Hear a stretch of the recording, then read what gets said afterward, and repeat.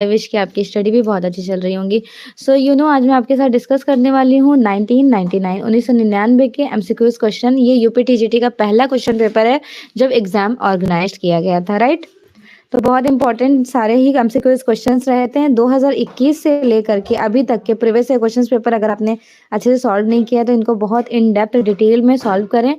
और रही बात क्वेश्चंस पेपर से रिलेटेड, तो आप यहाँ पे चैनल पर ही प्लेलिस्ट विजिट कीजिएगा, आपको ए टू जेड सारे क्वेश्चंस पेपर देखने को मिल जाएंगे। शिल्पी वाली बुक्स भी कंप्लीट कराई हूँ मैं, और ये वाली भी। इसमें बेस्ट अच्छी चीज़ें मुझे ये लगी, डिस्क्रिप्शंस बहुत अच्छे से 1 क्वेश्चंस के साथ 10 और क्वेश्चंस एक्सप्लेन किया गया है, राइट? चलिए फिर स्टार्ट करते हैं, सेशन को सभी लोग शेयर कर दें।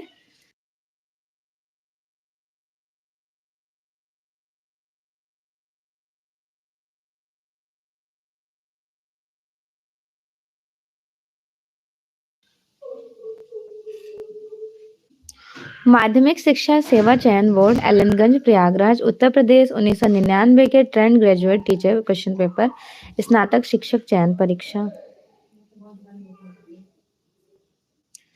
Question number first of this screen, Bharatvarsh में प्रागैतिहासिक चित्रों की खोज सर्वप्रथम किस क्षेत्र में हुई थी?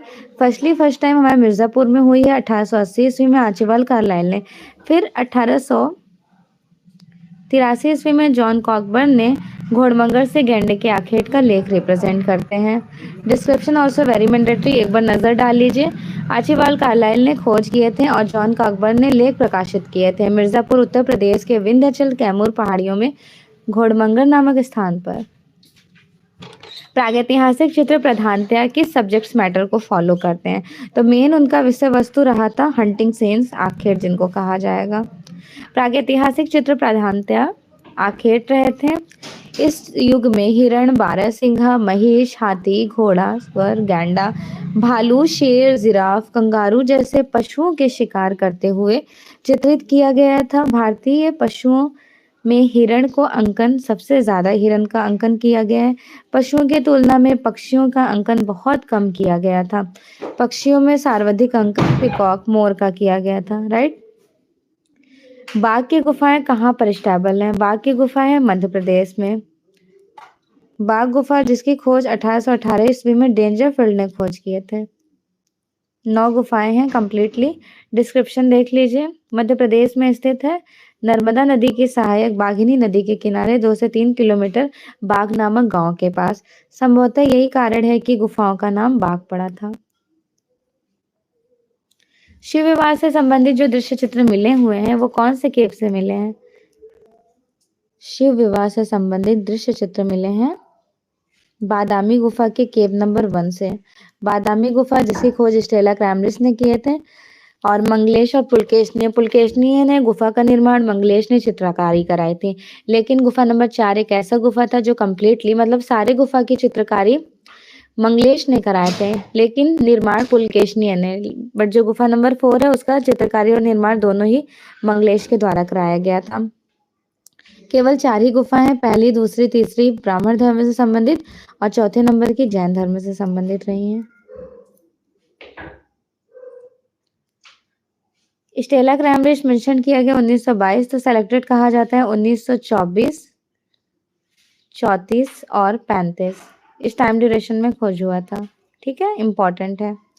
वात्स्यायन के कामसूत्र में कितनी कलाओं को रिप्रेजेंट किया गया था? 64। कला विलास जो क्षेमेंद्र की है उसमें भी 64 कलाओं का जिक्र मिलता है।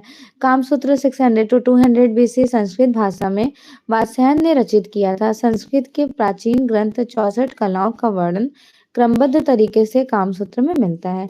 कामसूत्र जिसके लेखक वात्स्यायन कहे जाते हैं।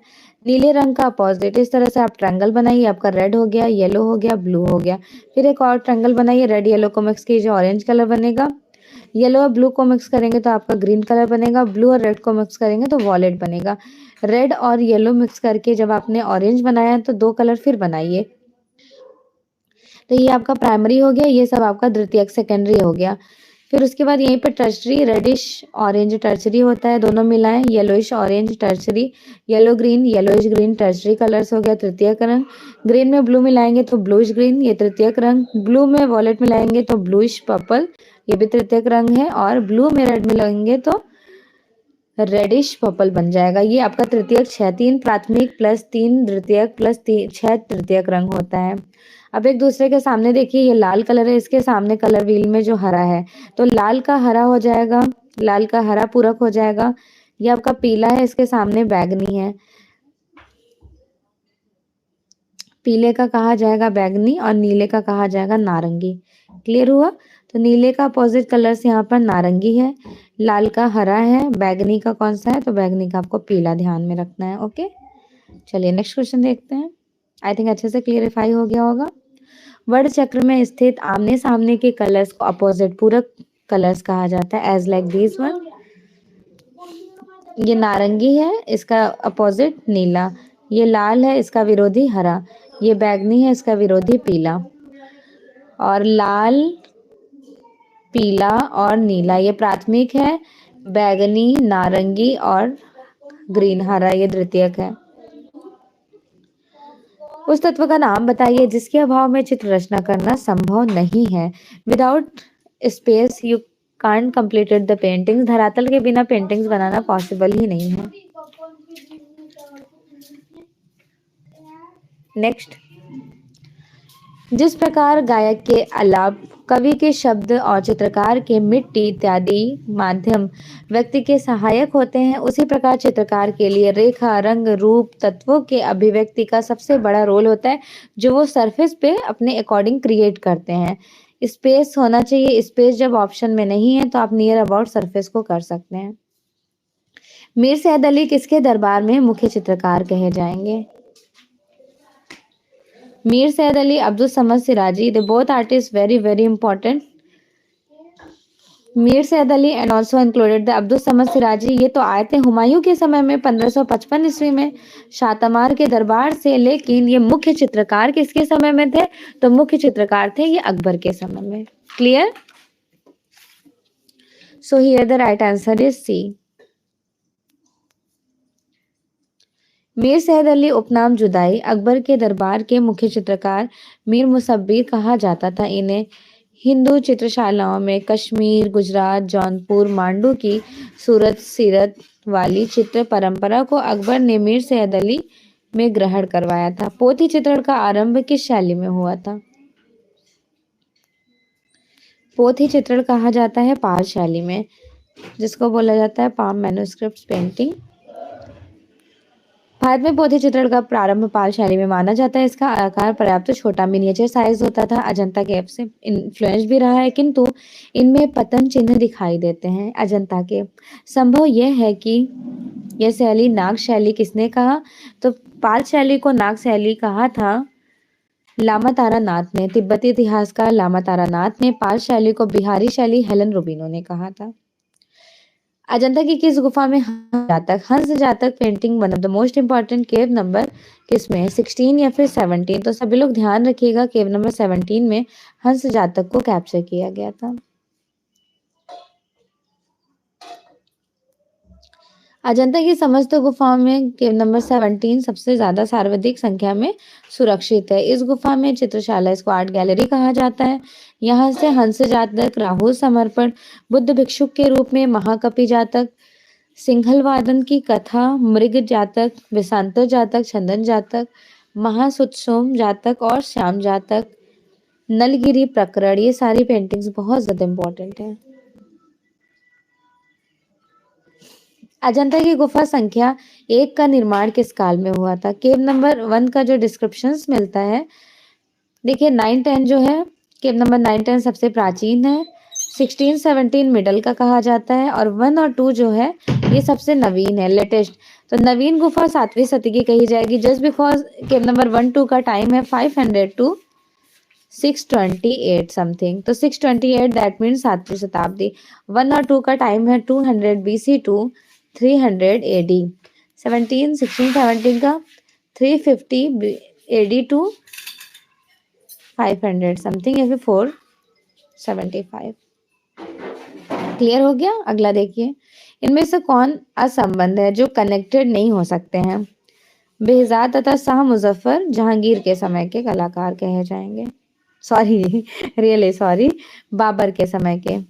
बाबर के समय के कलाकार हैं बेहजाद और शाह मुजफ्फर। बाबर ने बहुत ज्यादा इन दोनों कलाकारों की तारीफ की थी अपने ऑटोबायोग्राफी में बाबरनामा, कि बाबर के जो दो कलाकार फेमस रहे थे, मीर क्या नाम था इनका, बेहजाद जो थे, बेहजाद, ये दाढ़ी रहित ओल्ड एज वालों की अच्छी पेंटिंग्स बनाते थे। और यंग एज वालों की अच्छी पेंटिंग्स कौन बनाते थे? शाह मुजफ्फर।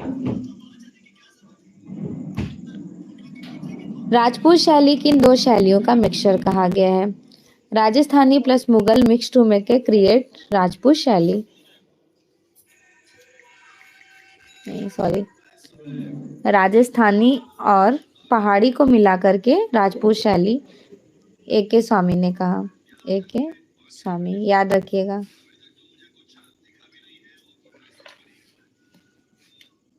नेक्स्ट, राग दीपक तथा रागिनी भैरव, ये आपको बूंदी शैली में मिलेगा। राग दीपक कहाँ है? तो आपको इलाहाबाद में, बनारस में। रागिनी भैरव है इलाहाबाद में। बूंदी शैली के आरंभिक चित्र निश्चित रूप से चुनार रागमाला से संबंधित है। रागमाला पर आधारित राग दीपक वर्तमान में भारत कला भवन, राग दीपक है भारत कला भवन में, और रागमाला कहाँ है? तो राग दीपक सॉरी रागिनी भैरव, याद रखिएगा। रागिनी भैरव जो है ये इलाहाबाद में है। किशनगढ़ शैली के कवि, कलाकार, कला मर्मज्ञ, शासक के रूप में फेमस रहे थे राजा सावन सिंह। किशनगढ़ शैली के कलाकार, कला मर्मज्ञ, शासक किशनगढ़ सावन सिंह। सावन सिंह का जन्म 1699 में हुआ। वह बल्लव संप्रदाय अनुयायी थे। इनके गुरु धर्म रणछोड़ जी थे। सावंत सिंह ने लगभग 75 ग्रंथों की रचना की नागर समुच्चय में। उनके द्वारा निर्मित की गई एक रेखा चित्र प्राप्त होती हैं। किशनगढ़ शैली को प्रकाश में लाने का श्रेय एरिक डिकिंसन और फयाज अली को जाता है। किशनगढ़ पेंटिंग है एरिक डिकिंसन का। फयाज अली ने किशनगढ़ शैली की प्रसिद्धि का आलोचना भी किए थे। गुप्त काल में सर्वप्रमुख विशेषता, गुप्त काल बेसिकली सबसे ज्यादा पॉपुलर है टेम्पल्स के लिए, 5वीं शती का कहा जाता है। उत्तर भारत में आपको ज्यादा से ज्यादा इनके स्कल्पचर्स देखने को, मंदिर वगैरह स्कल्पचर सभी देखने को मिलेंगे टेम्पल्स के अंदर। गुप्त काल के सर्वप्रमुख विशेषताएं जो है वो मंदिरों का निर्माण गुप्त युग में भारतीय इतिहास के स्वर्ण युग और क्लासिकल पीरियड को इंक्लूडेड किया गया है। गुप्त काल के मंदिर निर्माण कला का जन्म हुआ था। ये मंदिर नागर शैली की कही जाती हैं। गुप्त काल की दशावतार, देवगढ़ की दशावतार का जो टेम्पल है, भारत में पहला शिखर युक्त मंदिर पंचायतन शैली में रिप्रेजेंट किया गया पहला टेम्पल है, फर्स्ट टेम्पल। मुगल शैली के व्यक्ति चित्र को विशेष स्थान किसके रूप में मिला था? मुगल शैली में व्यक्ति चित्रण को विशेष स्थान, देखिए स्टार्टिंग नो डाउट अकबर के समय से प्रॉपरली हो गई थी तो ज्यादा प्रायोरिटी अकबर को दिया जाता। अगर ज्यादा से ज्यादा पूछ लिया जाता तो फिर जहांगीर हो जाते, गोल्डन एज समथिंग। मुगल शैली में व्यक्ति चित्रण विशेष स्थान पर अकबर के समय बनाई जाने लगी थी, लेकिन जहांगीर के समय में स्वर्णकाल माना गया। अकबर ने अपनी कई शबीहें बनवाई, उनमें उमराव तथा दरबारियों के भी पेंटिंग्स थे, व्यक्ति चित्र भी बनवाए। हमजानामा में देवियों की छवियों को चित्रित किया। तारीख खानदान तैमूरिया, जफरनामा, अकबरनामा, बाबरनामा इत्यादि ग्रंथों में व्यक्ति चित्र भर भर के बनवाया गया था। बाल्यकाल में ही हेमूत्र व्यक्ति चित्र बनवाए थे। ईरानी शैली की एक विशेषताएं, क्या कैरेक्टरिस्टिक है? रेखाएं। ईरानी शैली की एक प्रमुख विशेषताएं रेखा प्रधान है। इन रेखाओं में भारतीयता लाइक इंडियंस को कैप्चर किया गया, गोलाई लिए हुए अपितु कोडात्मक। इस पर प्राचीन भारतीय अजंता कला की तथा चीनी कला की छाप भी पड़ी थी। इसके साथ ही साथ इस पर इस्लामी सूक्ष्म नक्काशी को कैप्चर किया गया था। एलोरा की प्रसिद्धि कैलाशनाथ मंदिर का निर्माण राजकोट नरेश ने कराया था। उस नरेश का नाम बताइए, क्या नाम था? कृष्ण प्रथम। कैलाशनाथ टेम्पल का निर्माण 8वीं शती में हुआ है। कृष्ण प्रथम राजपूत नरेश रहे थे। इन्होंने कराया था 760 से 53 तक। यद्यपि यह मंदिर वास्तुशिल्पी के रूप में फेमस है, फिर भी मूर्तियां दक्षिण की सभी मूर्तियों से ज्यादा अट्रैक्टिव हैं। रावण शकिंग माउंट कैलाश, ये बहुत ज्यादा इंपॉर्टेंट यहाँ का स्कल्पचर्स है। नो डाउट एलिफेंटा में भी ये बनाई गई है, बट यहाँ की ज्यादा पॉपुलर है। कंदरिया महादेव टेम्पल खजुराहो में है।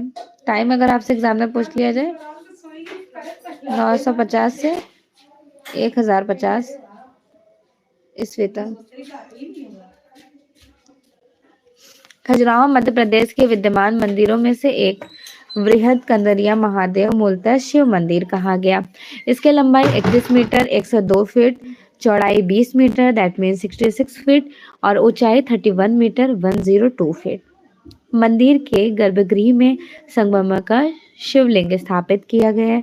इस मंदिर का निर्माण चंदेल नरेश विद्याधर ने 1030 ईस्वी में कराया। मंदिर के प्रवेश द्वार कैलाशनाथ टेम्पल बहुत ज्यादा पॉपुलर है। उदयगिरी की गुफाएं किस धर्म से संबंधित हैं? एक होती है उदयगिरी की गुफाएं, दूसरी होती है उदयगिरी और खंडगिरी की गुफाएं। तो just only Udayagiri caves included here, exactly religious Hindu methodology, और उदयगिरी और खंडगिरी की गुफाएं जैन धर्म से संबंधित है। उदयगिरी की गुफाएं हिंदू धर्म को फॉलो करती हैं, विदिशा में स्थित है। ठीक है, चंद्रगुप्त द्वितीय के शासनकाल में 250 से 410 के टाइम में बनाया गया। कुल 20 गुफाएं हैं। कीर्ति स्तंभ कहाँ पर है? तो ये है चित्तौड़गढ़ में। कीर्ति स्तंभ जो प्रसिद्धता के लिए फेमस है चित्तौड़गढ़ का, इन जैन व्यापारी जीजा भागेरवाला ने 12वीं शती में बनवाया था। यह 22 मीटर 75 फीट ऊंचा 7 मंजिले का है। कीर्ति स्तंभ अगर पूछ लिया जाए कितने मंजिल है, कितनी स्टोरी बिल्डिंग्स है, तो 7 स्टोरी बिल्डिंग्स आदिनाथ के टाइम ड्यूरेशन में। आधुनिक भारतीय चित्रकारों में कौन लोक कला से प्रभावित है? यामिनी रंजन रॉय। यामिनी रंजन रॉय पहले ऐसे कलाकार हैं जो फोक आर्ट से बहुत ज्यादा इन्फ्लुएंस्ड है और टेम्परा टेक्निक में काम कर रहे होते हैं। बस इनके बारे में इतना इंपॉर्टेंट है। First time Padma Vibhushan award मिला था 1954 में हमारे नंदलाल बसु को, और सेकेंडरी मिला है 1957 में पद्म भूषण सुधीर रंजन खास्तगीर को, और पद्मश्री यामिनी रंजन रॉय। 88 की एज में 16 अप्रैल 1966 में एक महान चित्रकार की डेथ हो गई। क्या नाम था उनका? नंदलाल बसु। चैतन्य का गृह त्याग चित्र किस चित्रकार ने बनाए थे? ओ सॉरी, एक सेकंड।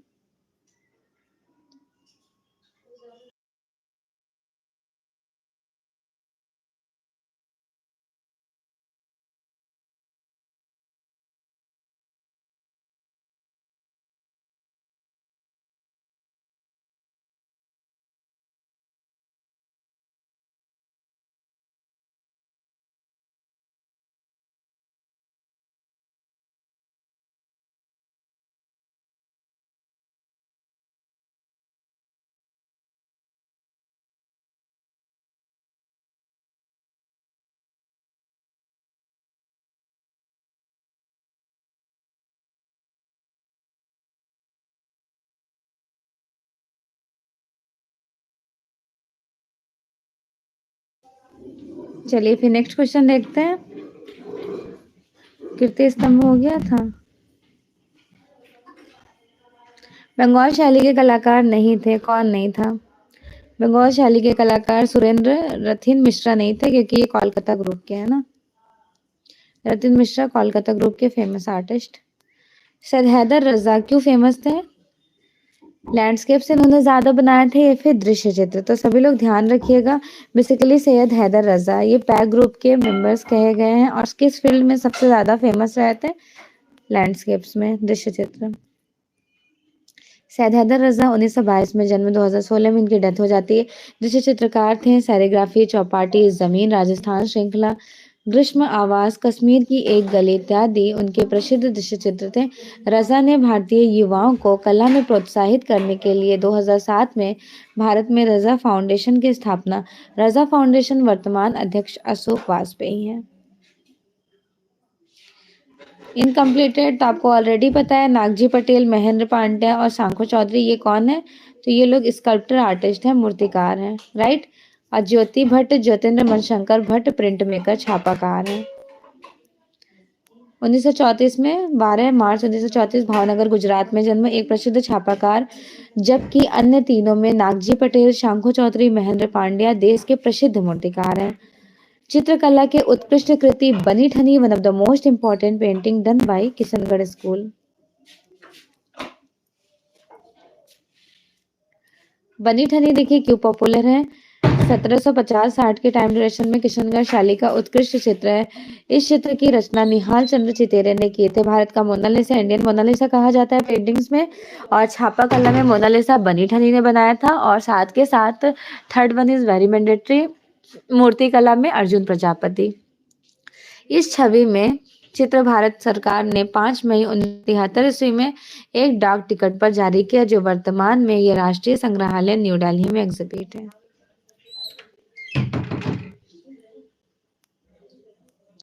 चित्रकला में अभ्रंश शैली को किन नामों से संरक्षण प्रदान किया गया था?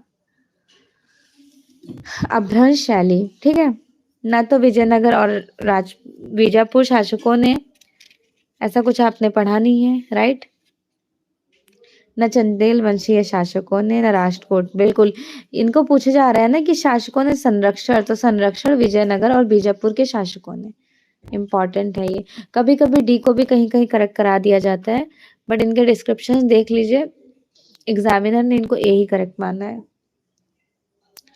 पल्लव काल की जो शासकों वाली रथ वाली मंदिर है महाबलीपुरम। पल्लव शासकों रथ वाले मंदिर तमिलनाडु महाबलीपुरम मामल्लपुरम में स्थित है। इन मंदिरों का निर्माण नरसिंह वर्मन द्वितीय 700 to 728 के टाइम ड्यूरेशन में कराया गया। ये रथ मंदिर ग्रेनाइट चट्टानों को काटकर बनाया गया, एक ही पत्थर के टुकड़े को काटकर रिप्रेजेंट किया गया था। एकाश्मक शैली के टेम्पल्स कहे जाते हैं। इनकी संख्या 5 है। धर्मराज, भीम, अर्जुन, नकुल, द्रौपदी।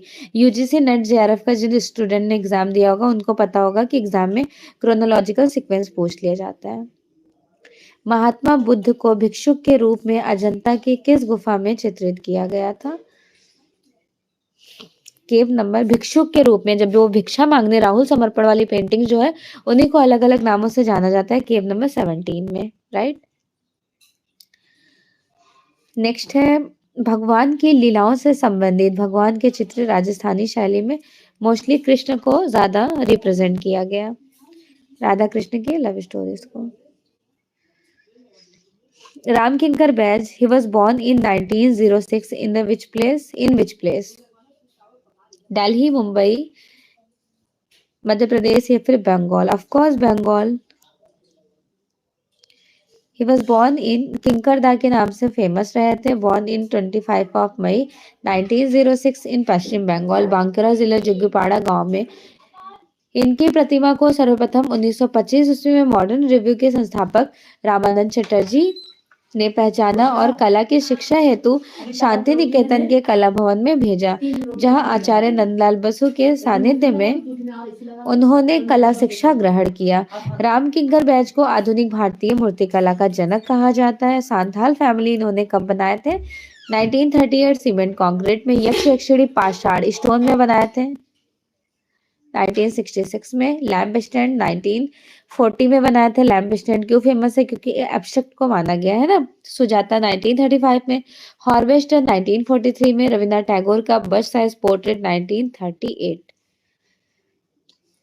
देखिए आपको सभी को पता है, लेकिन डेट याद कर लीजिएगा। Santhal family 38, 66 यक्षयक्षिणी, 40 lamp stand, 35 Sujata, 43 harvester और 38 और 38।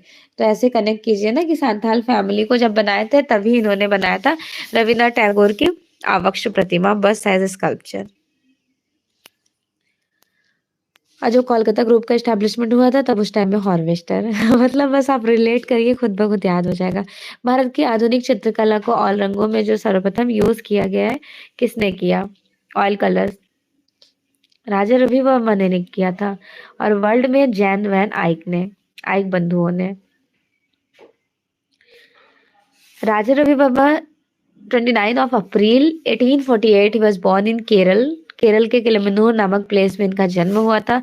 बेसिकली ये ऑयल कलर्स के लिए पॉपुलर रहे थे और पौराणिक कथाओं के लिए। थियोडोर जॉनसन से इन्होंने ऑयल कलर सीखा। भारतीय आधुनिक चित्रकला के इतिहास आरंभ होते हैं बंगाल स्कूल से। बंगाल स्कूल का तो सिलेक्टेड टाइम आप सभी को पता है। भारतीय आधुनिक चित्रकला का इतिहास बंगाल स्कूल से देखने को आपको मिलेगा। 19वीं शताब्दी के परिवर्तनीय भारतीय कला के जगत अवनींद्रनाथ टैगोर महत्वपूर्ण भूमिका निभाए। अवनींद्रनाथ टैगोर के साहसिक विचारों में ईवी हैवेल के भारतीय कला के प्रति उदार व्यवहार बंगाल शैली में जन्म दिया गया। अवनींद्रनाथ टैगोर के शिष्यों में कौन नहीं है? देव प्रसाद रॉय चौधरी थे, नंदलाल बसु थे और एलन सेन थे, बट गोपाल घोष नहीं थे। He was belong to Kolkata group. इनका जन्म 1913 ईस्वी में हुआ था। देव प्रसाद रॉय चौधरी के ये स्टूडेंट कहे जाएंगे। निम्न में से सिर्फ चित्रकार जो मूर्तिकार नहीं है, जयराम पटेल एक फेमस आर्टिस्ट है। निम्न में से सिर्फ चित्रकार मूर्तिकार नहीं, तो राम किंकर बैज मूर्तिकार थे। ठीक, क्वेश्चन में कह रहा है कि निम्न में से कौन सिर्फ चित्रकार है मूर्तिकार नहीं। देव प्रसाद रॉय मूर्तिकार है, नागजी पटेल, जयराम पटेल। एन.एस. बेंद्रे जो है वो प्रॉपरली आर्टिस्ट है। एन.एस. बेंद्रे, नारायण श्रीधर बेंद्रे। 21 अगस्त 1910 मध्य प्रदेश के इंदौर शहर में इनका जन्म हुआ था। उन्होंने कला की प्रारंभिक शिक्षा इंदौर की कला महाविद्यालय से लिया और देवी लालकर से बाद में।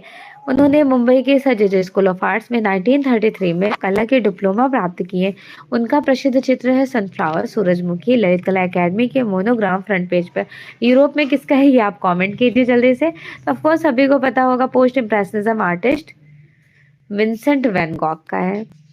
चित्रनाथ मजुमदार किस यूनिवर्सिटी में एज ए प्रोफेसर थे? 1942 टू 1964 तक। कौन सा यूनिवर्सिटी था? हमारे यहाँ इलाहाबाद यूनिवर्सिटी बनारस में। 1891 में बंगाल के मुर्शिदाबाद जिले में नीमटिया के पास जगताई नामक स्थान पर इनका जन्म हुआ था। चित्रनाथ मजुमदार इलाहाबाद यूनिवर्सिटी के तत्कालीन कुलपति डॉक्टर अमरनाथ झा के आमंत्रण पर इलाहाबाद विश्वविद्यालय में आए। उन्होंने इलाहाबाद विश्वविद्यालय में दृश्य कला विभाग में स्थापना की 1 सितंबर 1942 में। पर इलाहाबाद यूनिवर्सिटी में दृश्य कला के अध्यक्ष भी रहे थे। किस चित्रकार ने बाघ,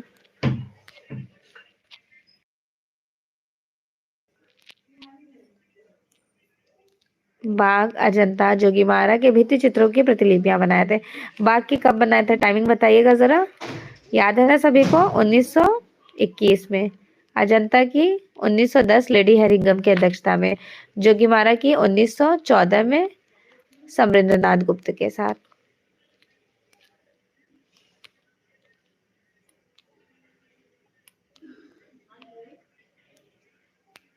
अमृता शेरगिल के चित्रों में किस भावनाओं की झलक दिखाई देती है? विषाद की। अमृता शेरगिल के चित्रों में आम आदमी के विषाद की झलक दिखाई देती है। उनके बनाए गए चित्र मदर इंडिया, भारतीय माँ, हिलमैन, हिलिंग वुमेन, भूख की त्रसदी, ये सभी इंपॉर्टेंट है। अवनींद्रनाथ टैगोर ने प्रारंभिक कला गुरु, इनके स्टार्टिंग कला गुरु कौन थे? अवनींद्रनाथ टैगोर ने स्टार्टिंग में गिलहार्डी से पेस्टल कलर सीखा था, राइट। थियोडोर जॉनसन किसके गुरु कहे जाएंगे? तो ये कहे जाएंगे, क्या नाम था, राजा रवि वर्मा के। Okay everyone, so here the right answer is A. गिलहार्डी से इन्होंने कौन सा कलर सीखा था? अवनींद्रनाथ टैगोर ने पेस्टल कलर में ऑयल कलर का इंप्रेशन। और स्केचिंग किससे सीखे थे? स्केचिंग आप लोग हमें कमेंट कीजिए। हमने अभी कल की क्लास में आप लोगों को शायद मॉर्निंग या इवनिंग में पूछा था। प्रारंभिक गुरु गिलहार्डी, पेस्टल्स कलर इन्होंने सीखा। नेक्स्ट, निम्न में से चित्रकार की पहचान करें जिन्होंने बंगाल शैली में भिन्न शैली में काम किया। गगनेंद्र नाथ टैगोर ने किसमें? क्यूबिज्म स्टाइल में। स्टेला क्रामरिस ने इनको 1922 में रूपम पत्रिका में मेंशन किया था, सर्वप्रथम घनवादी चित्रकार। गगनेंद्र नाथ टैगोर एक कुशल कलाकार तो थे ही थे, साथ के साथ कार्टूनिस्ट, फोटोग्राफर और अभिनेता भी कहे जाते हैं। भारतीय कलाकारों में सबसे अधिक साहसिक आधुनिक चित्रकार माने जाते हैं। उन्होंने बंगाल शैली में घनवादी भारत के सूत्रपात किए थे। ए टेम्पल क्यूबिस्ट 1925 ईस्वी में कागज पर टेम्परा वॉश एंड टेम्परा में बना है। राष्ट्रीय आधुनिक कला संग्रहालय न्यू दिल्ली में है। उनका विख्यात चित्र घनवादी ही रहा था मोस्टली। हरिपुरा पैनल्स को रिप्रेजेंट किया था। इसमें ग्रामीण जीवन है या फिर पौराणिक कथाएं। तो ध्यान रखिएगा जो हरिपुरा पैनल्स इन्होंने रिप्रेजेंट किया है, क्या नाम था, नंदलाल बसु ने, उनमें इन्होंने भारतीय ग्रामीण जीवन को दिखाया था। ये अभी केवीएस लास्ट ईयर एग्जाम में पूछा गया क्वेश्चन है। नंदलाल बसु राष्ट्रपति महात्मा गांधी से अत्यधिक प्रभावित हैं। बापू की तरह स्वयं चरखा कातते थे। उन्होंने 1920 ईस्वी में असहयोग आंदोलन और उनके बाद 1930 ईस्वी में 1930 में नमक आंदोलन में भी भाग लिया। नमक आंदोलन के दौरान अपने विख्यात चित्र गांधी जी के दांडी मार्च 1930 ईस्वी में ब्लैक एंड व्हाइट लिनोकट जो राष्ट्रीय आधुनिक कला संग्रहालय न्यू दिल्ली में एग्जिबिट है। 1938 में हरिपुरा गुजरात के अखिल भारतीय कांग्रेस अधिवेशन में बने पांडाल के लिए पोस्टर्स भी रिप्रेजेंट किए हैं, जिनका विषय वस्तु भारतीय ग्राम्य जीवन रहा था। फिर 1917 टू 16 में प्रसिद्ध वैज्ञानिक जगदीश चंद्र बसु के निमंत्रण पर उनके घर सुरेंद्रनाथ कर के साथ मिलकर भित्ति चित्र बनाए। विज्ञान मंदिर कोलकाता में भी इन्होंने भित्ति चित्र बनाए थे। शांति निकेतन के चीनी भवन में भी जलता देवदार भित्ति चित्र बनाए थे। नटिर पूजा भित्ति चित्र भी बनाया है इन्होंने। 1939 में बड़ौदा के कीर्ति मंदिर में गंगा अवतरण तथा मीराबाई बनाए थे। तो देखिए मीराबाई नो डाउट इन्होंने भी बनाया है और विनोद बिहारी मुखर्जी ने भी बनाया है, तो दोनों का ध्यान में रखिएगा। शिल्प कथा व रूपावाली, शिल्प कथा व रूपावाली पुस्तकों की रचयिता कौन कहे जाएंगे? शिल्प कथा रूपावाली ये दोनों हैं नंदलाल बसु की। नंदलाल बोस के चित्र का जो सृजन है साथ साथ लेखन और अपना बहुमूल्य योगदान रहा था। उनकी प्रसिद्ध पुस्तक शिल्प कथा 1949 की है और रूपावली 1949। बहुत शिल्प कला और रूपावली दोनों ही 49 की है।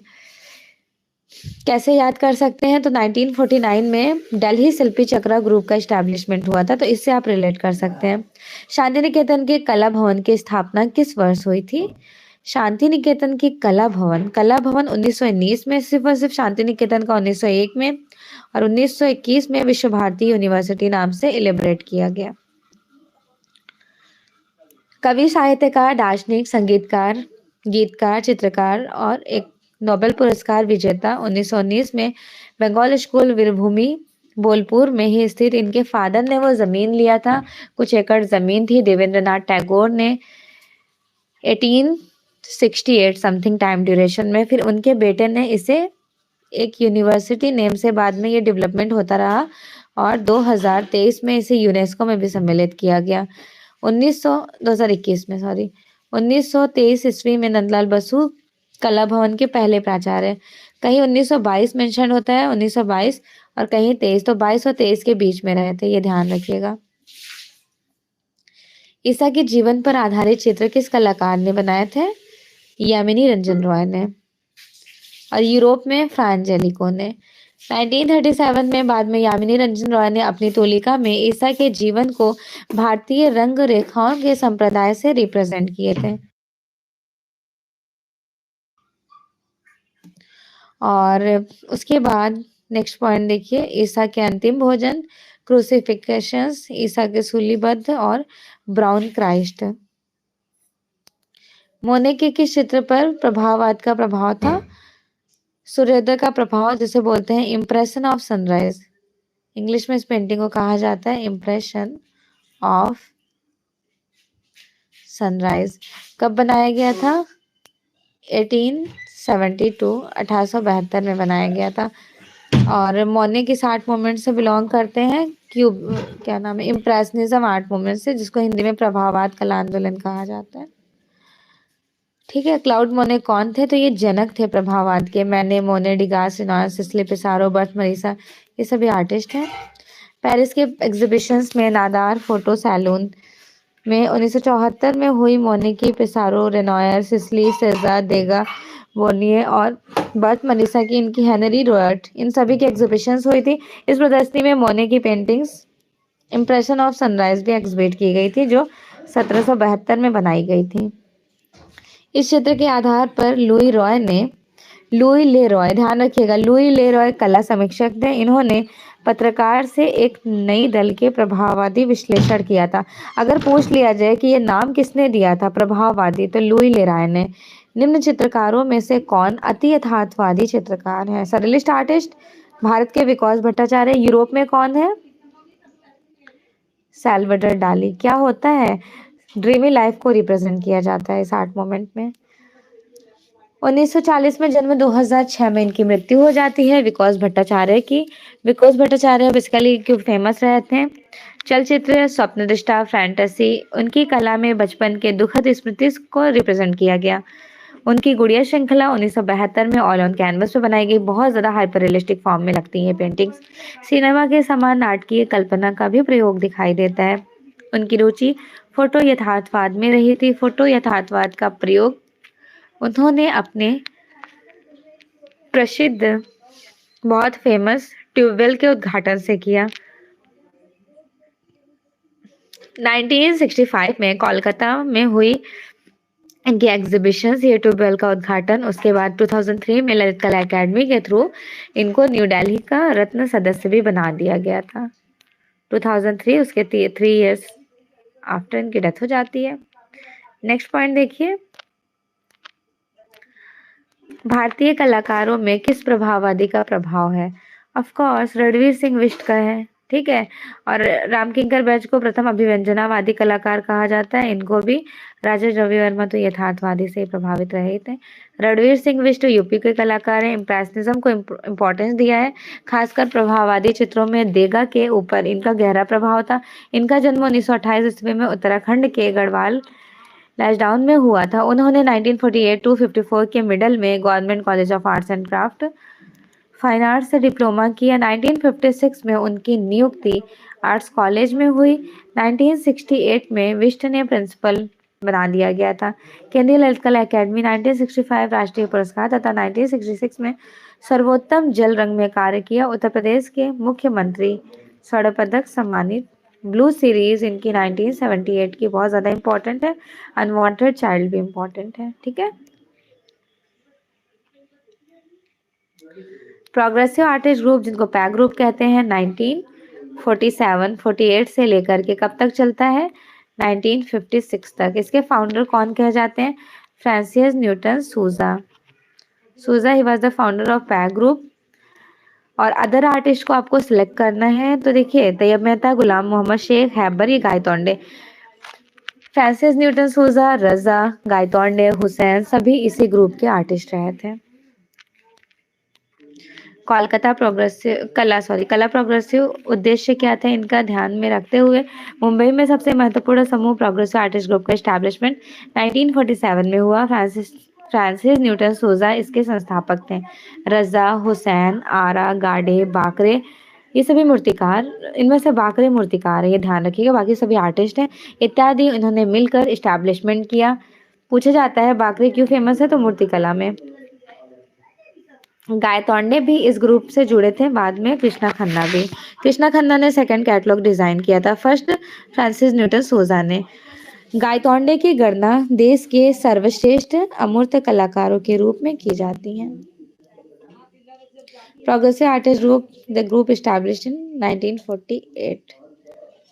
1947-48 में मुंबई में इसकी स्थापना कुछ कलाकारों ने मिलकर की, जैसे सूजा, रजा, हुसैन, गायतोंडे, बाकरे ने एक दल बनाए थे, जिनको प्रोग्रेसिव आर्टिस्ट ग्रुप कहा जाता है।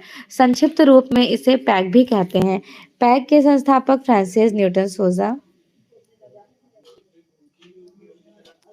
पैक की फर्स्ट एग्जीबिशन बॉम्बे आर्ट के सोसाइटी सैलन में 1888 में हुई थी, 7 जुलाई 1949 में, जिसका उद्घाटन मुल्कराज आनंद ने मार्ग पत्रिका के संपादन में किया था। 1950 के टाइम ड्यूरेशन में पैक की दूसरी एग्जीबिशन कोलकाता ग्रुप के साथ हुई थी 1950 में, पहली 1949, दूसरी 1950 मुंबई में आयोजित की गई। इस प्रदर्शनी के बाद ही कला ग्रुप बिखरने लगा था। फिर 6 सितंबर 1952 में बॉम्बे आर्ट के सैलून में लास्ट एग्जीबिशन हुई। 56 में इसकी एंडिंग हो जाती है। क्यों एंडिंग होती है, इसका बहुत बड़ा रीज़न है, क्योंकि हुसैन कहाँ चले जाते हैं? हुसैन चले जाते हैं लाइक भाई। और सबसे पहले सूजा अमेरिका चले जाते हैं, ये अमेरिका चले गए। और रज़ा कहाँ चले गए? तो रज़ा चले जाते हैं पेरिस। ये सब पूछा जाता है आपके एग्जाम में, याद रखिएगा। सूजा अमेरिका शिफ्ट हो जाते हैं, रज़ा पेरिस शिफ्ट हो जाते हैं, और बचते हैं हुसैन। तो हुसैन को नागरिकता, नेशनैलिटी मिल जाती है कतर की। कतर चले जाते हैं, रियली सॉरी, हम दुबई, हाँ दुबई कैपिटल हो गया, कतर चले जाते हैं। और इनके डेथ लंदन में हो जाती है। जब ये सारे हेड ही ग्रुप से हट जाते हैं तो वो ग्रुप कहाँ से कंटिन्यूअसली चलेगा, इसलिए ये ग्रुप डिस्ट्रॉय हो जाता है। समीक्षावादी कलाकार कौन थे? Ramchandra Shukla. Ramchandra Shukla, he was born in 1925 and died time 1916 2016। देश के एक प्रसिद्ध समीक्षक हैं।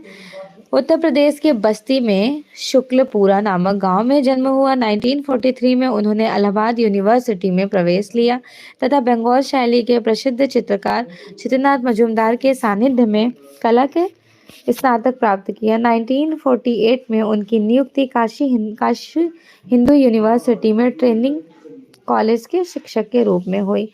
जब विश्वविद्यालय में ललितकला एकेडमी विभाग की स्थापना हुई तो उनकी नियुक्ति वहां चित्रकला के शिक्षक पद पर हो गई थी, जो आज की फैक्ट्री ऑफ विजुअल आर्ट्स में जानी जाती हैं। इस विभाग में श्री शुक्ल प्रोफेसर तथा विभागाध्यक्ष पद पर नियुक्त होते हैं, सेवानिवृत्ति होती है। नेक्स्ट, और रियली सॉरी, क्या हो गया?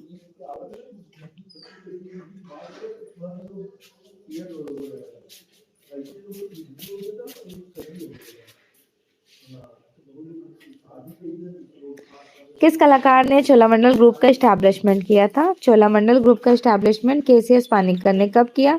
1966 में। 1944 में इन्होंने कौन से ग्रुप का एस्टैब्लिशमेंट किया? A artist association group. KCS Panikkar विपरीत परिस्थितियों में उत्पन्न होने के कारण मद्रास कला विद्यालय में 1966 में इसका अवकाश ले लेते हैं। तत्पश्चात हस्तशिल्प कला कौशल की उन्नति का विस्तार करते हैं। 1966 में 40 कलाकारों के साथ चोलामंडल गांव में स्थापना होती है। पानिक्कर तांत्रिक आर्टिस्ट के जन्मदाता, मतलब इन्होंने तांत्रिक आर्ट में भी काम किया था। पाकिस्तान से आए हुए कलाकार ने ग्रुप का एस्टैब्लिशमेंट किया डाले शिल्पी चक्रा 1949 में। पैक ग्रुप का एस्टैब्लिशमेंट होता है 1956 में। Progressive artist group 1948 47 48। Progressive printers association, ये तो खैर कुछ नहीं। अगला देखिए, 25 मार्च 1949 में दिल्ली शिल्पी चक्र ग्रुप का establishment. BC Sanyal, he was the founder of this group. अतिरिक्त पाकिस्तान से आने वाले प्रमुख कलाकार जैसे धनराज भगत, प्राणनाथ मांगो, कंवल कृष्णा इत्यादि फेमस है। देवयानी का विवाह कंवल कृष्णा, लाइक ये दोनों हस्बैंड वाइफ हैं, देवयानी कृष्णा एंड ऑल्सो कमल कृष्णा। शिल्पी चक्र के सदस्य भी दोनों बनते हैं। इसके अतिरिक्त के.एस. कुलकर्णी, जयाप्पा स्वामी, राम कुमार, रामेश्वर ब्रूटा इत्यादि भी बहुत फेमस थे। दिल्ली शिल्पी चक्र के सदस्य भावे चंद्र सान्याल, वे इस प्रथम चेयरमैन भी कहे जाते हैं इस टाइम ड्यूरेशन के। बॉम्बे ग्रुप के नेता कौन है? नेता बताइए। काफी बार आपने सॉल्व किया है इन क्वेश्चंस को मल्टी टाइम्स मेरे साथ। एग्जैक्टली के हैबर। एस्टैब्लिशमेंट का क्या टाइम है बॉम्बे ग्रुप का? 1956। देखिए, बॉम्बे में चला था पैक ग्रुप, वो दूसरा है, प्रोग्रेसिव आर्टिस्ट और ओनली बॉम्बे ग्रुप दूसरा है, ध्यान रखिएगा इस बात को। बॉम्बे ग्रुप की स्थापना प्रोग्रेसिव आर्टिस्ट ग्रुप मुंबई के शिथिल होने के 1957-56 समथिंग में हो जाता है मुंबई में। इस ग्रुप के नेता प्रमुख के हैबर, उनके अतिरिक्त आरा, गाडे, गायतोंडे, मोहम्मद, एसबी पार्सेकर, बाबूराव सावलकर, हरिकिशन लाल, अकबर पद्मश्री, जहांगीर साबावाला, तैयब मेहता, बद्रीनाथ आर्य, अंबादास इत्यादि बहुत ज्यादा पॉपुलर रहे थे। पैक के सचिव का नाम बताइए। प्रोग्रेसिव आर्टिस्ट ग्रुप के सचिव कौन थे? सचिव also included the founder and included सचिव, दोनों मतलब जन्मदाता को ही सचिव कह दिया जाता है अगर लोकल हिंदी लैंग्वेज में देखा जाए। तो बताइए सचिव कौन कहे जाएंगे? Very good, exactly, Francis Newton Souza है सचिव। So here the right answer is C. क्या ग्रुप के सचिव? कैटलॉग भी इन्होंने फर्स्ट तैयार की थी और सेकेंडरी के कृष्णा खन्ना ने। उस ग्रुप का नाम बताइए जिसकी फर्स्ट एग्जीबिशन और लास्ट एग्जीबिशन 1963 में हुई है। ग्रुप 1819। प्रोग्रेसिव आर्टिस्ट ग्रुप का टाइम है 1947 या फिर 48। शिल्पी चक्र का टाइम है 1949। 25 ऑफ मार्च 1949। कोलकाता ग्रुप 1943। सब पता होना चाहिए। इसके जनक हैं प्रदोष दास गुप्ता। कोलकाता ग्रुप के शिल्पी चक्र के जनक कौन है? तो इनके हैं बीसी सान्याल। और ग्रुप 1819 का जय Swaminathan. Progressive artist group Francis Newton सूजा। नेक्स्ट, ये इंपॉर्टेंट है, 1963 में रविंद्र भवन न्यू दिल्ली में आयोजित इसका उद्घाटन प्रधानमंत्री जवाहरलाल नेहरू ने किया है। ग्रुप 1819 को यह नाम से भी जाना जाता है, क्या कहते हैं? ग्रुप 1819 मतलब जिस भवन में स्थापित हुआ, तो ये जे पांड्या का मकान नंबर था, इसलिए ये नाम से जाना जाता है। 1962 में दिल्ली में बैठक स्टैबल हुआ, मुंबई में बैठक, कुछ कलाकारों ने बैठक भावनगर गुजरात में, मतलब मुंबई के भावनगर गुजरात में बैठक हुई। जे स्वामीनाथन का सुझाव था कि ग्रुप 1819 का नाम इसी जे पांड्या के मकान नंबर में बैठक हुई थी, उसी नाम से ही ग्रुप 1819 का नाम पड़ा, मकान नंबर के ही नाम से। ठीक है, जिसे औपचारिक रूप से 1963 में न्यू दिल्ली में स्वीकार कर लिया गया था। इस ग्रुप के सदस्य जे स्वामीनाथन, एरिक बॉवेन, गुलाम मोहम्मद शेख, जयराम पटेल, ज्योति भट्ट, हिम्मत शाह और अंबादास, ये सभी फेमस हैं। इस ग्रुप का कैटलॉग किसने डिजाइन किया? मैक्सिको के राजदूत कहे जाते हैं ऑक्टोवियो पॉज। कैटलॉग डिजाइन किए थे और प्रसिद्ध अति यथार्थवादी कवि थे ऑक्टोवियो पॉज। ठीक है, ग्रुप 1819 का कैटलॉग इन्होंने ही डिजाइन किया। घास के ढेर चित्रमालिका किसने रिप्रेजेंट किया? घास के ढेर मैनेट या फिर मोनेट? दोनों में थोड़ा कंफ्यूजन हो जाता है ना। देखिए मैं बता रही हूँ, मैनेट को क्लाउड मोनेट जनक होते हैं, इनसे इनको रिलेट कीजिए, और बनाए थे मोने ने। ठीक है, क्लाउड मोनेट ने जो जनक रहे थे। तैल रंगों में इन्होंने घास का ढेर 250 चित्र है, इसमें चित्रमालिका है, जिसमें कुछ चित्र वर्तमान में म्यूजियम d'Orsay पेरिस में एग्जिबिट है। जून 2014 में नीलामी के दौरान 541 मिलियन डॉलर्स में इनको अमेरिका में सोल्ड किया गया। नौ प्रभाववाद जिसको बोलते हैं नियो इम्प्रेशनिज्म, इंग्लिश में कहा जाता है neo impressionism. Neo impressionism art movement में स्नान स्थल किसने बनाए थे? Of course George Seurat, he was the founder of this. कहाँ पर एग्जिबिट है ये भी इंपॉर्टेंट है। देखिए, नियो इम्प्रेशनिज्म का जो बनाया गया है द बाथर्स, इंग्लिश में इसको कहा जाता है द बाथर्स। क्यों इंपॉर्टेंट है द बाथर्स? क्योंकि द बाथर्स 1884 में कला आंदोलन का एस्टैब्लिशमेंट हुआ, इसी समय में ये बनाया गया, इसलिए इम्पोर्टेंट है।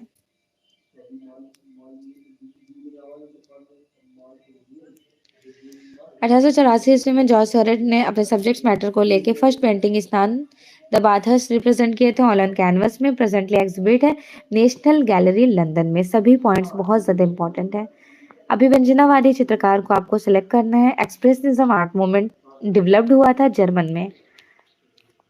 20वीं शताब्दी में स्टार्ट होने वाला ये एक आंदोलन है जिसके जनक कहे जाते हैं एडवर्ड मुंक। म्यूनिक शहर में 1911 में इसकी सेतु नामक एक दल में स्थापना होती है। अभिव्यंजनावादी कलाकार वेस्ली कंडेंस्की इस कला आंदोलन के समय जर्मन में नाज शासक हिटलर के आतंक निर्जेश नामक दार्शनिक के विचारों को इन्होंने अत्यधिक खास प्रभाव नहीं था। अंतिम भोज जिसको लास्ट सपर कहा जाता है, लास्ट जजमेंट माइकल एंजेलो की and last supper Leonardo da Vinci की। मारिया संत मारिया में एग्जिबिट है। 1495 से 98 में फ्रेस्को सेको टेक्निक में बनाया गया, जो भित्ति से उखड़ के गिरने लगा था, फिर से इस पर काम हुआ था। 180 गुणे 880 फीट कुछ इस तरह में है और 350 इंच आकार में फैला हुआ ये लास्ट सपर पेंटिंग है। ईसा के जीवन के सूली पर चढ़ने से यरूशलेम में अंतिम भोजन कराते हुए को रिप्रेजेंट किया गया, क्योंकि वो लोग बाइबलिक पेंटिंग्स को कैप्चर करते थे ना। Michael Angelo he was very popular in the field of sculpture art. देखिए होता क्या है, इन्होंने पेंटिंग्स बनाई नो डाउट, वास्तुकला में काम किया? बिल्कुल किया। बट इनको ख्याति मिली थी मूर्तिकला, लेकिन जब तीनों ऑप्शन है तो मोस्ट प्रोबेबिलिटी इनको ही करेक्ट कराया जाएगा। वाकई में करेक्ट भी कराया गया है। अगला देखिए, फ्लोरेंस के चरम पुनरुत्थान। दूसरे महान कलाकार माइकल एंजिलो मूर्तिकार, गॉड चित्रकार थे। इनके अलावा वास्तुकार, कवि माइकल एंजिलो का जन्म 6 मार्च 1475 में प्राचीन फ्लोरेंस गणराज्य में हुआ था। आधुनिक टस्कनी के कैप्रीज में माइकल एंजिलो को स्कल्पचर ह्यू पेंटर्स के अवार्ड भी दिए गए थे। प्रख्यात चित्र बर्थ ऑफ वीनस किसने रिप्रेजेंट किए थे? बर्थ ऑफ वीनस बॉटिशैली का, प्राइमावेरा भी बॉटिशैली ने ही बनाए हैं। प्रख्यात चित्र बर्थ ऑफ वीनस बॉटिशैली ने बनाए। 1484 टू 86 के मिडल में टेम्परा टेक्निक में ऑल ऑन कैनवस। वर्तमान में उजूफी गैलरी फ्लोरेंस इटली में एग्जिबिट है। इंग्लिश भूदृश्य चित्रकार कौन कहे जाएंगे? According to options here, the right answer is exactly C. Turner. British दृश्य चित्रकार टर्नर एक फेमस आर्टिस्ट रहे थे। समुद्री दृश्य, नदियों, पर्वत, समुद्र के भवन, सुंदर भवनों को अंकन करते थे। चमकती हुई धूप, गंभीर तथा विशाल मेघों को आच्छादित प्रकाश में कैप्चर किए। 1791 में टर्नर ने रॉयल एकेडमी में अपना प्रथम ऑयल कलर्स में चांदनी रात के अध्ययन की पेंटिंग्स बनाए। एक सेकंड रुकिएगा।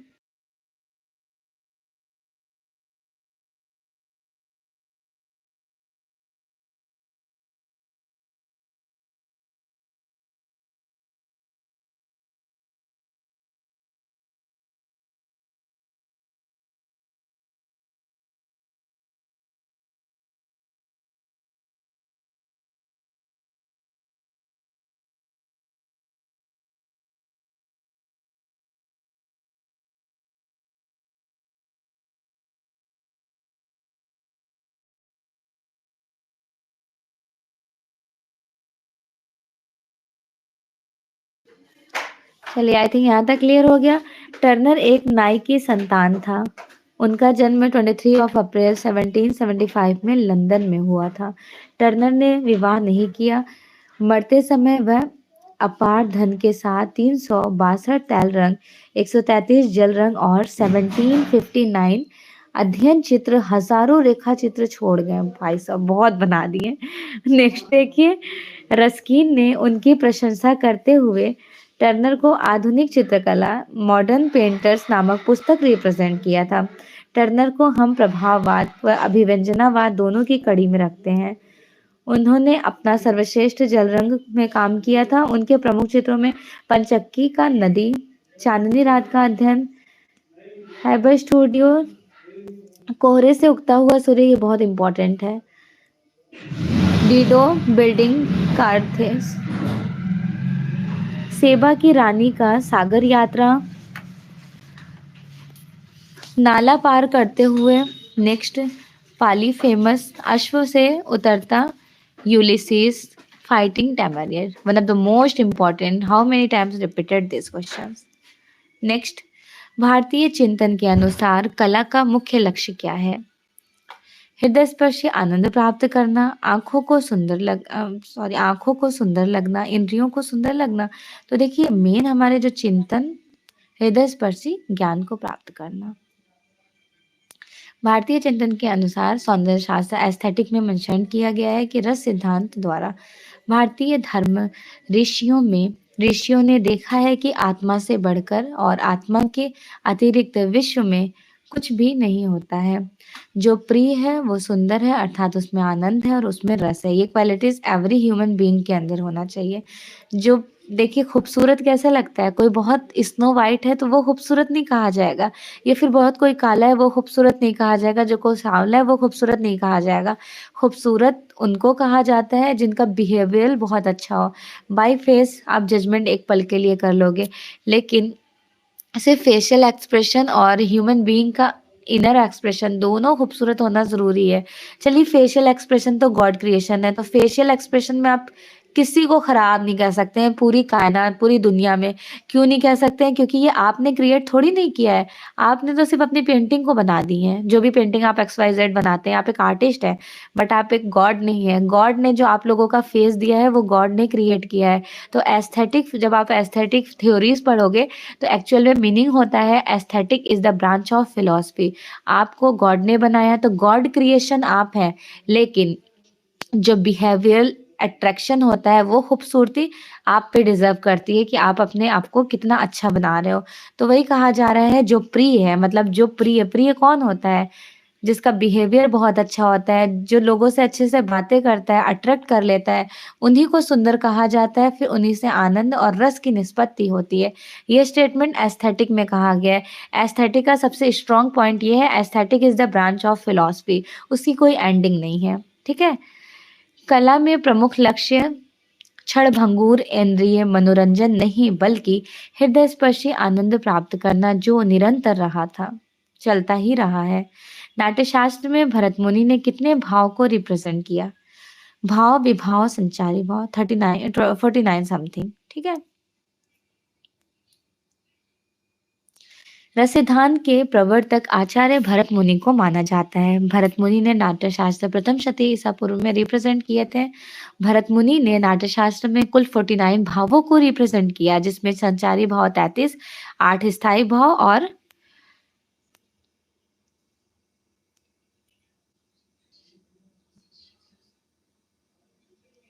टोटल कर लीजिए कितना हुआ। 16 हो गया, 8 हो गया स्थायी भाव, 8 हो गया सात्विक भाव और 33 हो गया संचारी भाव। तो पूरे कैप्चर करके 49 कहे जाएंगे। इन 8 स्थायी रसों में परस्पर संबंध इस प्रकार हैं, जैसे लक्षण देखिए। सबसे पहले मैं रस उठाऊंगी। श्रृंगार का है रति, कलर है प्रतीक, है श्याम, और स्त्री पुरुष के लव स्टोरीज को कैप्चर किया गया है, ह्यूमन बींग्स। हास्य, ये हास्य रस में आपको देखने को हास्य स्थायी भाव है, हास्य कार्य, हंसी आ जाएगी और श्वेत व्हाइट कलर्स होते हैं। करुण का शोक, दुख में आपका जो कपोत प्रतीक माना जाता है। और वियोग, ऑफ कोर्स करुणा मतलब कोई शोक, दुखी होगा तो वो वियोग में ही तो रहेगा। वीर मीन्स उत्साह, जब आप जंग में जाते हो बिल्कुल एक्टिव होकर जाते हो, उसका मतलब उत्साह। Colours God, like orange colour, और उसका मेन रोल होता है सत्कार्य का उत्साह। दुष्ट दलन, रौद्र मतलब क्रोध मतलब जब आप गुस्से में रहते हैं तो आपका फेशियल एक्सप्रेशन कैसा हो जाता है, एकदम रेडिश हो जाता है। फिर उस टाइम में आप लोगों पे गुस्सा तो हो जाते हो, बाद में आपको रियलाइज भी होता है। तो ये बातें कही जा रही है। रौद्र मीन्स क्रोध, विभुत्सा मीन्स जुगुप्सा, घृणा वाले colours, blue colours is also included. अद्भुत का कलर हमेशा पूछा जाता है, येलो। और भयानक का भय, कृष्ण मीन्स नीला या फिर काला रंग। अलौकिक आश्चर्य, अद्भुत मीन्स कुछ भी आप सडनली सोचते शॉक्ड हो जाते हैं, तो वो अद्भुत में आ जाएगा। 3 संगीतज्ञ किसकी प्रसिद्ध पेंटिंग है? थ्री म्यूजिशियन, पैब्लो पिकासो की। थ्री म्यूजिशियन 1921 में पैब्लो पिकासो ने ऑन कैनवस में रिप्रेजेंट किए। वर्तमान में म्यूजियम ऑफ मॉडर्न आर्ट, जिनको शॉर्टली कहा जाता है मोमा में एग्जिबिट है, museum of modern art New York में, राइट। यह पेंटिंग भारतीय डाक टिकट पर भी छापी गई। मधुबनी चित्रकारी भारत के किस प्रांत में? Madhubani is located in Madhya Pradesh, Bihar exactly. तो बिहार में कहाँ पर? तो जितवनपुर। जितवनपुर ऑप्शन में नहीं होगा तो आप देखिएगा रांटी होगा, रांटी। अगर रांटी भी ऑप्शन में नहीं होगा फिर आपको देखना होगा लहरियार, लहरियार। ये तीनों ऑप्शन में हो सकते हैं, नियर अबाउट, राइट। मधुबनी चित्रकारी, मिथिला चित्रकारी one of the most important, Bharat के बिहार प्रांत के मधुबनी जिले में स्टैबल है। आरंभ में इसे रंगोली के रूप में जमीन पर बनाए जाते थे, परंतु धीरे धीरे अब कपड़ों, दीवारों और कागज पर भी बनने शुरू हो गए थे। मूलतः औरत द्वारा ये शुरू की गई घरेलू चित्रकला, जो अब पुरुष भी बनाया करते हैं, अपना लिया है, लाइक एक्सेप्ट कर लिया है। माना जाता है कि ये चित्र राजा जनक के राम सीता के विवाह के दौरान महिला कलाकारों ने बनवाए थे। इस चित्रकला या फिर पेंटिंग्स में प्राकृतिक रंगों का प्रयोग किया गया, जैसे हल्दी पीले रंग के, केले के पत्ते हरे रंग, पीपल के छाल से लाल रंग निकलेगा, मिल्क से व्हाइट कलर्स और चित्रित, मतलब ये सारे कलर्स बेसिकली कैप्चर करके बनाए गए। ये नेचुरल कलर्स है ना, जिनको आप खुद क्रिएट, लाइक गॉड क्रिएशन हो गया, आपने क्रिएट नहीं किया है। माचिस की तीली व बांस के कलम से डायरेक्टली सरफेस पे बनाया जाता था। रंग की पकड़ बनाने के लिए बबुल या फिर गोंद मिलाई जाती थी, जिससे वो कलर्स स्ट्रांग हो जाए, जल्दी से ये डैमेज ना हो। चित्रकला में सीताराम, दुर्गा काली, राधा कृष्ण, शिव पार्वती, गौरी गणेश और विष्णु के दशावतार को, दशावतार विष्णु विष्णु के कौन से हैं ये पूछा जाता है एग्जाम में। मत्स्य कुर्म, वराह, नरसिंह, परशुराम, राम, कृष्ण, कल्कि, ये सारे हैं।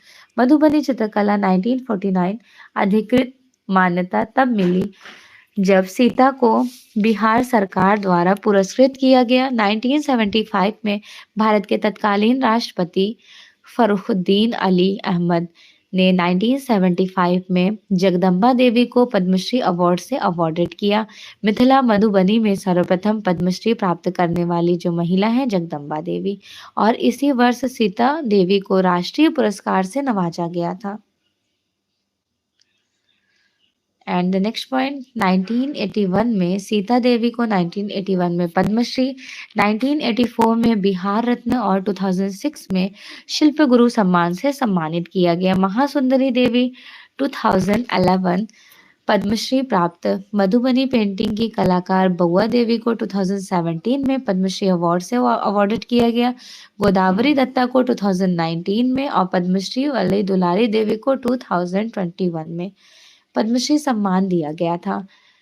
भारतीय दयाल मधुबनी कला में विशेषता प्राप्त करने वाली नामचीन कलाकार हैं। उन्होंने इस कला के पुनरुत्थान और प्रचार में महत्वपूर्ण भूमिका निभाई है।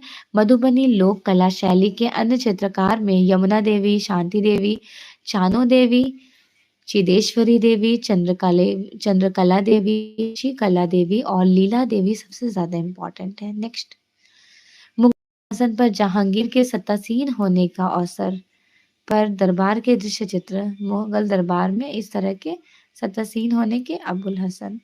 जहांगीर मुगल दरबार में सबसे फेमस, अबुल हसन को फेमस आर्टिस्ट अच्छे मानते थे, बाद में इन्होंने सेकेंडरी रखा था मंसूर को। तो जो कि जहांगीर, ये एक्सप्लेनेशन मिलता है।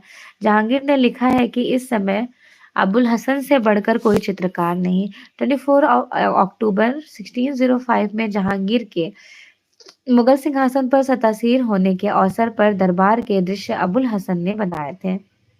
यह चित्र उन्होंने जहांगीर के जहांगीरनामा के मुख्य प्रिंट पर रिप्रेजेंट किया।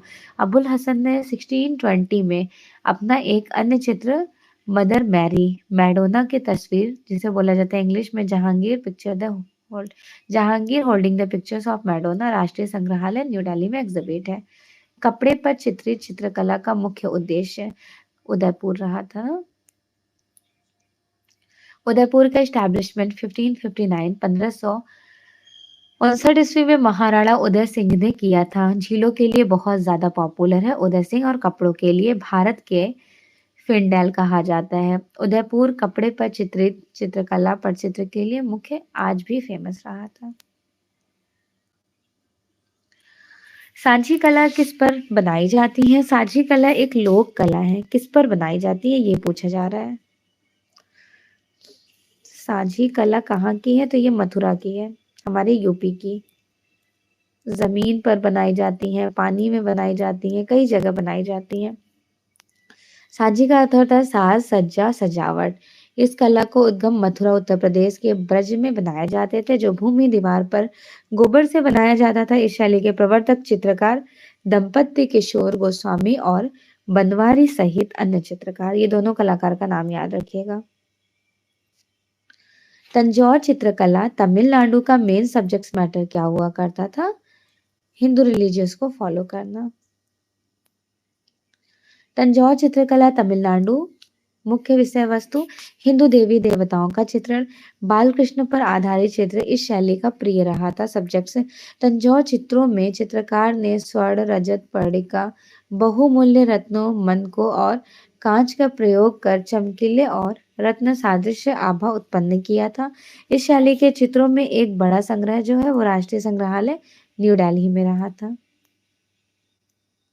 प्रसिद्ध पेंटिंग्स है नीली रात, one of the most important painting done by which artist?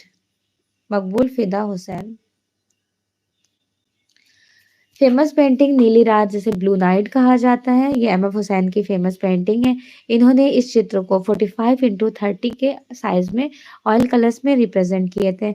Hussain को भारत का पिकासो भी कहा जाता है। हुसैन का जन्म 17 सितंबर 1915 में महाराष्ट्र के सोलापुर में पांडुपुर में हुआ था। अपने करियर की शुरुआत इन्होंने मुंबई में की सिनेमा पोस्टर्स चित्रित किया था। हुसैन की पहली first exhibition 1950 Jahangir art gallery 1950 में मुंबई में होती है। नेक्स्ट क्वेश्चन है नंदलाल बसु का जन्म कहाँ हुआ था? 1882-83 कहा जाता है। इस टाइम ड्यूरेशन है बिहार के मुंगेर खड़गपुर नामक गांव में।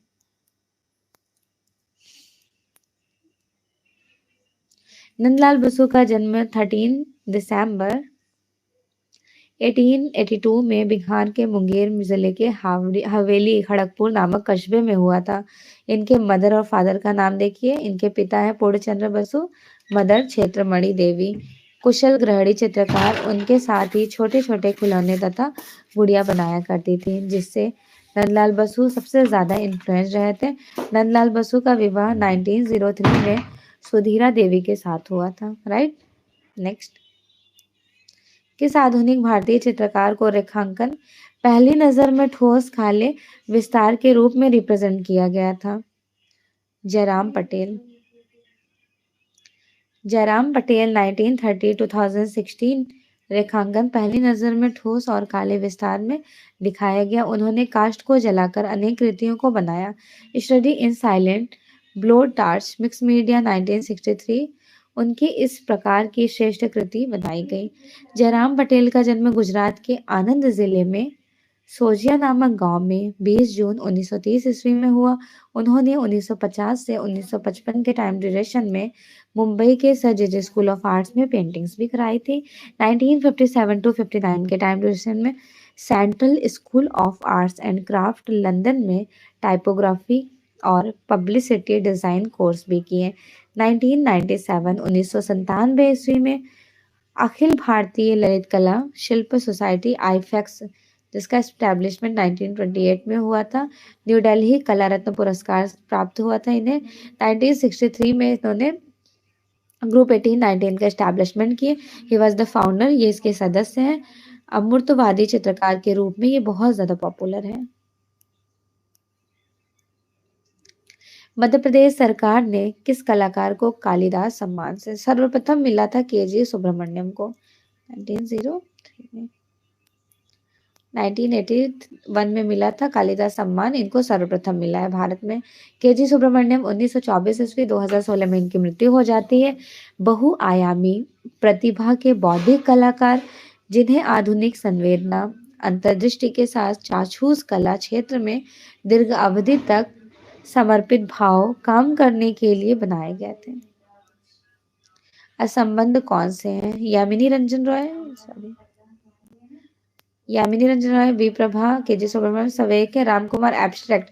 और ये फॉरेन से एजुकेशन लिए थे ना, इसलिए थोड़ा सा डिफरेंट है। डिस्क्रिप्शन देख लीजिए। घनवादी दृश्य चित्रकार है, बाकी तीनों लोक कलाकार है। चांद को देखकर भौंकता कुत्ता, ये बहुत फेमस पेंटिंग है। Joan Miro, he was belong to surrealist movement, जिनको अति यथार्थवादी कला आंदोलन कहा जाता है। चांद को देखकर भौंकता कुत्ता 1926 ईस्वी में जॉन मीरो ने बनाए थे।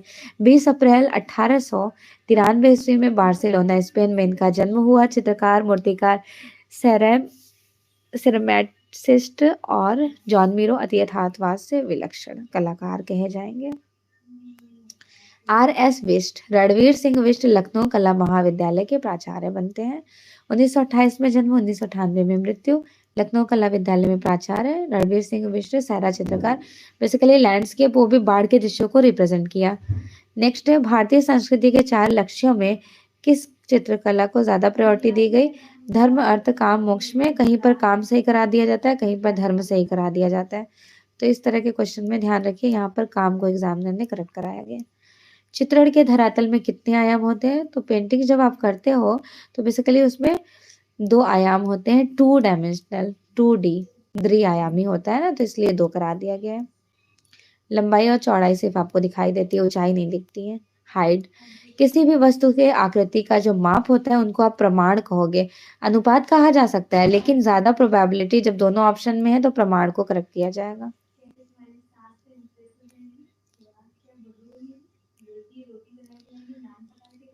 समान अथवा सामंजस्यपूर्ण अवयव की पुनरावृत्ति का उत्पन्न निरंतरता को क्या कहा जाता है?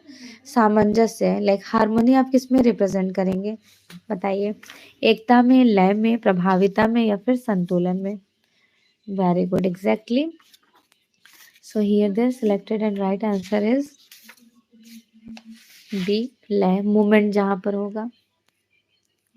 सामंजस्य या फिर सामंजस्यपूर्ण अवयव की पुनरावृत्ति निरंतर लय को कैप्चर करते हैं। लय को अंग्रेजी भाषा में रिद्म कहा जाता है, जिसका अर्थ होता है प्रवाह। कलाविदों में लय को चित्र में प्राण में कैप्चर किया। कल्पसूत्र ग्रंथ के चित्रण। कल्पसूत्र ये चित्रित हुआ था सर्वप्रथम जैन शैली में।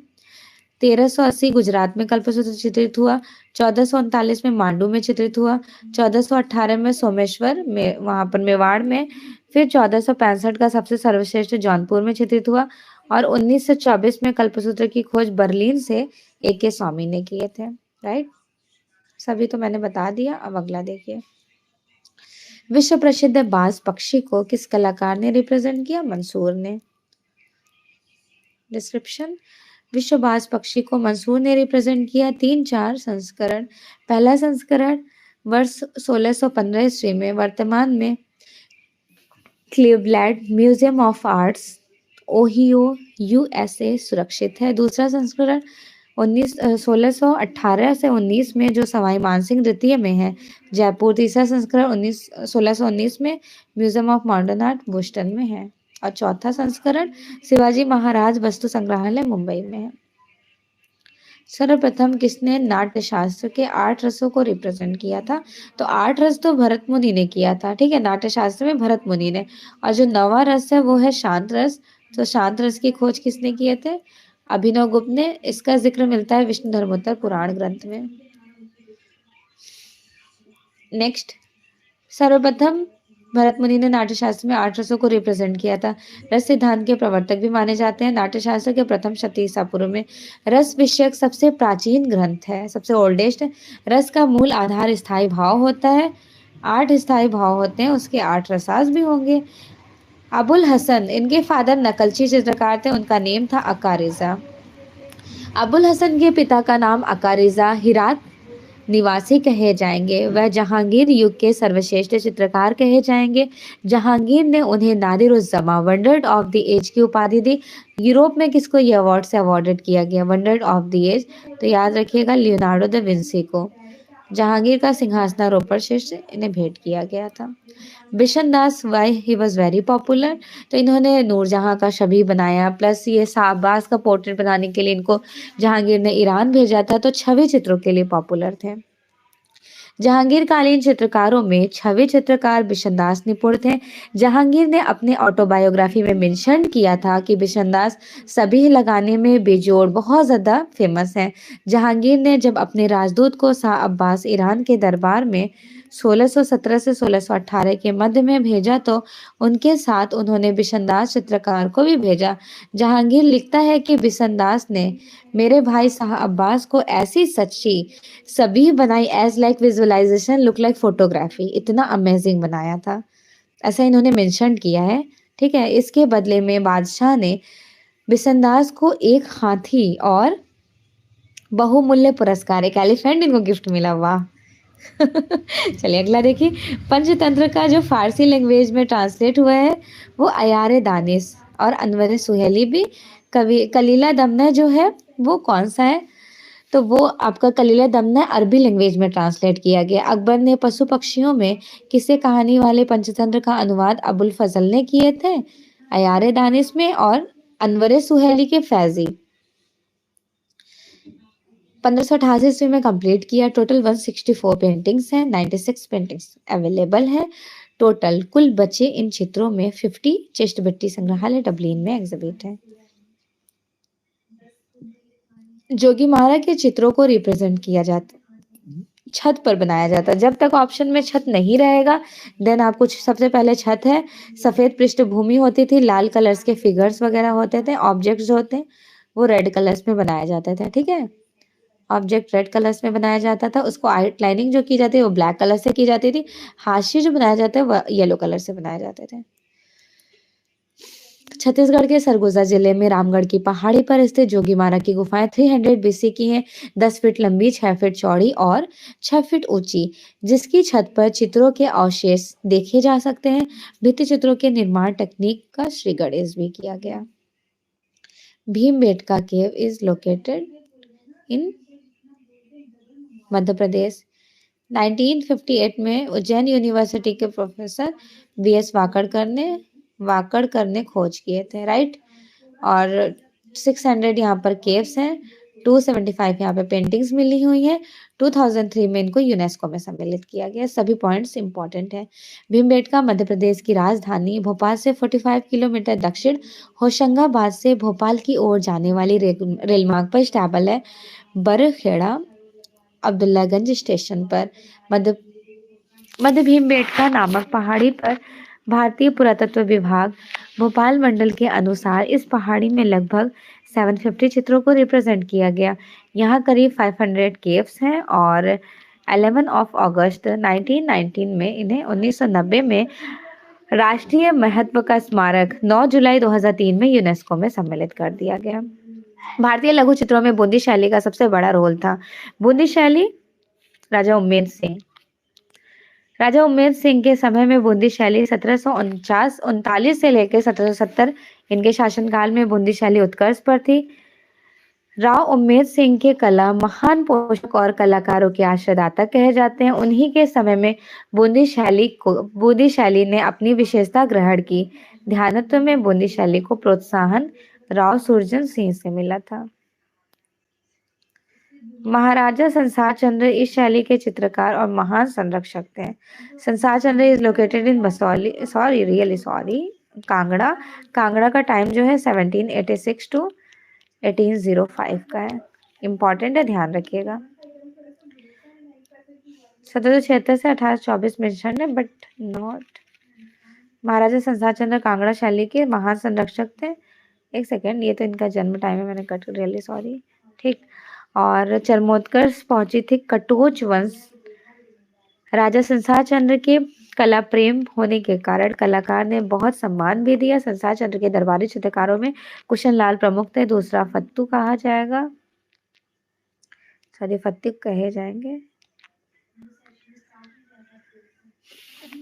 और उसके बाद मंडी में भी कार्य किया था इन्होंने। अन्य पारखू नामक चित्रकार का उल्लेख वैडन पावेल किया। विषय के रूप में कांगड़ा शैली में कृष्ण से संबंधित पेंटिंग्स को बनाई गई। नंद यशोदा कृष्ण गोकुलवासी वृंदावन जाते हुए रिप्रेजेंट किए गए। 1785 से 90 तक टेम्परा में कांगड़ा शैली के उत्कृष्ट चित्र जो वर्तमान राष्ट्रीय संग्रहालय में संग्रहित है। सो एवरीवन, फाइनली आपके एमसीक्यूज क्वेश्चंस आज की क्लास में ऑलमोस्ट कंप्लीट हो गए हैं। मतलब प्रॉपरली मैंने यूपी टीजीटी का पूरा क्वेश्चन पेपर आपके साथ इससे पहले शिल्पी वाली बुक शेयर की थी। जिन्होंने उनका डिस्क्रिप्शन मिस कर दिया है तो देख लीजिएगा। यहाँ पर मेरा मेन पर्पस क्या था आप लोगों से ये बुक शेयर करने का कि आपका previous year question paper PYQ strong हो जाए। बाकी तो पीवाईक्यू आपने क्विज में बहुत अच्छे से पढ़ रखा है। मतलब ये है मेरा कहने का कि क्विज में तो मैंने इतना प्रैक्टिस करा दिया है कि आप लोग को एवरी पॉइंट्स याद हो गया है। यहाँ पे जस्ट आपका अच्छी तरह से थ्योरी रिवीजन हो गया क्योंकि एक क्वेश्चन के साथ और भी क्वेश्चंस आपको कम्युनिकेट करने के लिए मिला, राइट। अब नेक्स्ट क्लास में आप मुझे बताएं कि आप यूपी पीजीटी का क्वेश्चन पेपर सॉल्व कराना पसंद करेंगे या फिर डायरेक्टली से क्या बोलते हैं प्रैक्टिस सेट्स आपके साथ शेयर करूं on your demand. After this class comment section में आज आप लोग कमेंट कर दीजिएगा जब भी ये वीडियोस देख रहे होंगे, क्योंकि यूपी टीजीटी का पूरा क्वेश्चन पेपर मैंने आपके साथ शेयर कर दिया। प्लेलिस्ट विजिट कीजिएगा, आपको एवरी क्वेश्चंस वहाँ देखने को मिल जाएंगे। अब आप कौन से ईयर का क्वेश्चन पेपर सॉल्व करना चाह रहे हैं? यूपी टीजीटी तो हो गया, अगर आप यूपी पीजीटी का करना चाहते हैं वेल एंड गुड, अदरवाइज अगर आपको सिर्फ 125 क्वेश्चन पेपर प्रैक्टिस चाहिए होगा तो आप उससे भी बता दिएगा। जैसा आप कहोगे उसके अकॉर्डिंग मैं मैनेज कर लूँगी। Okay everyone, all the very best. Thank you so much.